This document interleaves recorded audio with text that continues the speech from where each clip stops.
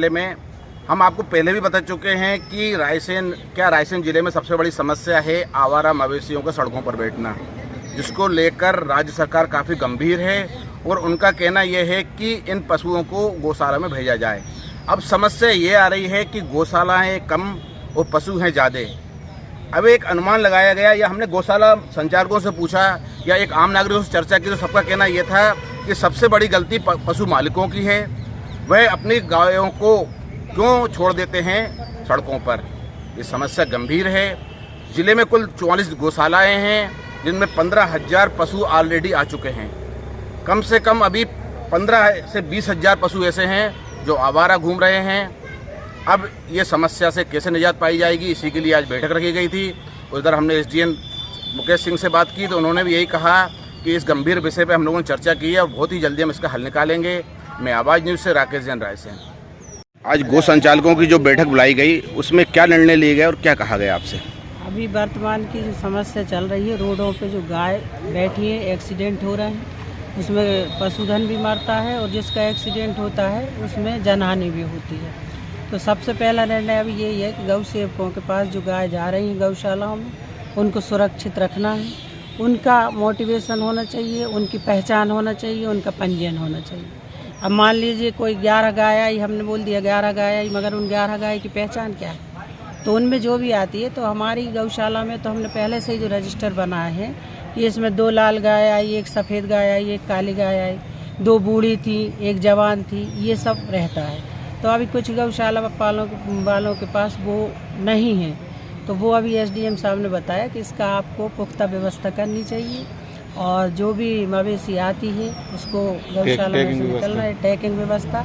तो उसमें शुक्ला जी भी आए, उन्होंने भी कहा, और टैगिंग व्यवस्था पहले से थी हमारी गौशाला में। अभी 2 साल पहले पूरी गायों की टैगिंग व्यवस्था। आपकी गौशाला में कितनी गायें हैं और कितनी क्षमता बची आपके पास? हमारे पास 240 एकड़ ज़मीन, मतलब 2 एकड़ 40 डिसमिल ज़मीन है, जिसमें हमारे पास 3 सेट बन चुका है 150 गाय का, और 40 गाय का हमने खुद बनवाया है।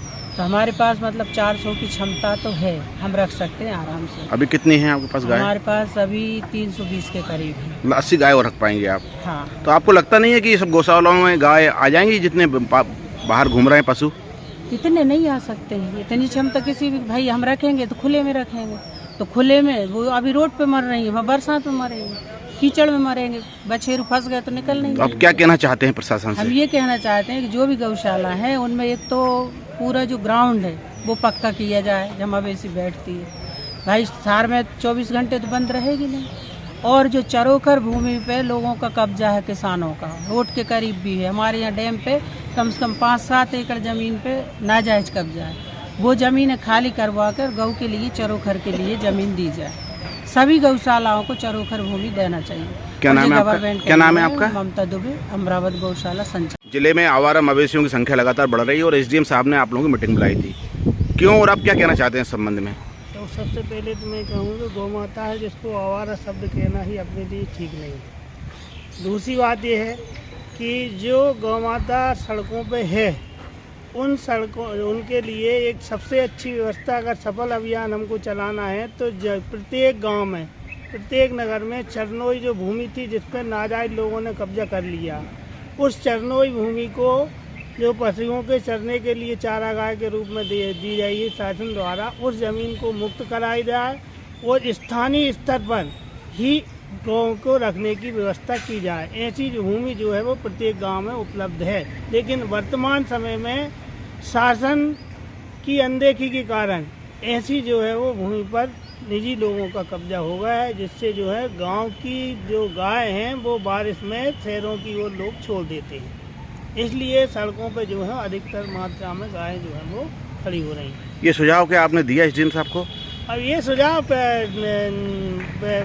जिसके न्यूज़ के माध्यम से हम देना चाहते हैं, उसका चर्चा में भी नहीं आया, लेकिन न्यूज़ के माध्यम से हम बताना चाहते हैं कि इस तरह की व्यवस्था होना चाहिए, तब ये अपना जो गौ रक्षा का जो अभियान है वो सफल होगा।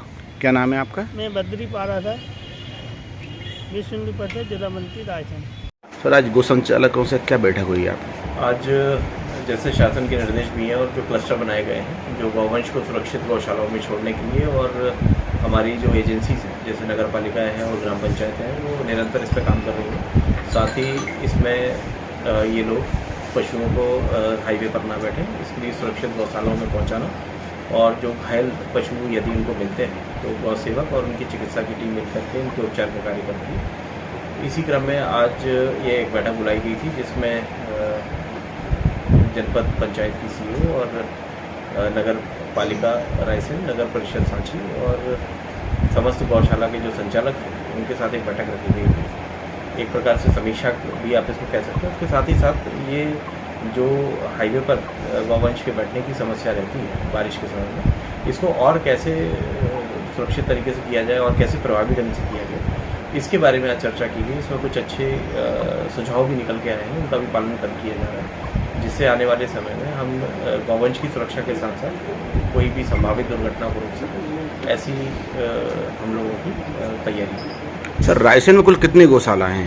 रायसेन में जो चिन्हित की गई हैं जिन गौशालाओं में इन गौवंश को पहुँचाने के लिए, वो 6 गौशालाओं को उन्होंने चिन्हित किया है, जिसमें से हमारे पास अमरावत की है, महगांव है, रायसेन वार्ड क्रमांक 1 है, हराली है, इसके अतिरिक्त उर्दैन की है। तो ऐसे कुल 6 गौशालाएँ हैं जिनमें पहुँचाएंगे।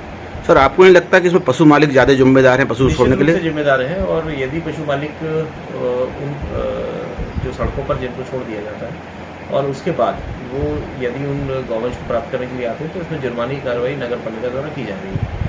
और निश्चित रूप से इसको भी और अभी सूचना के माध्यम से सभी को ये चेतावनी दी गई थी और इस चेतावनी के बाद अब इन पर कार्रवाई भी और तेज की जाएगी, जिससे ये पशु मालिक लापरवाहीपूर्ण तरीके से इन गौवंश को सड़क पर न छोड़ें। सूत्र बताते हैं कि गौशालाओं में जगह नहीं है, इसलिए वो पशुओं को बाहर भगा रहे हैं। देखिए, ये बात तो कुछ नहीं है और इसमें अभी हम लोगों ने रिकॉर्ड भी देखे थे। अभी जो उप संचालक हैं पशु कल्याण विभाग के, उनके द्वारा बताया गया है कि जिन पशुओं को पहुंचाया जा रहा है उनमें टैग लगाने की कार्रवाई की जाएगी और वो 100% की जाएगी, जिससे पहचान हो सकेगी कि किस गौवंश को वहाँ छोड़ा गया है और किस गौशाला की जिम्मेदारी है कि उसको वहाँ पर संभाल करके उसका देख रेख करें। गौशाला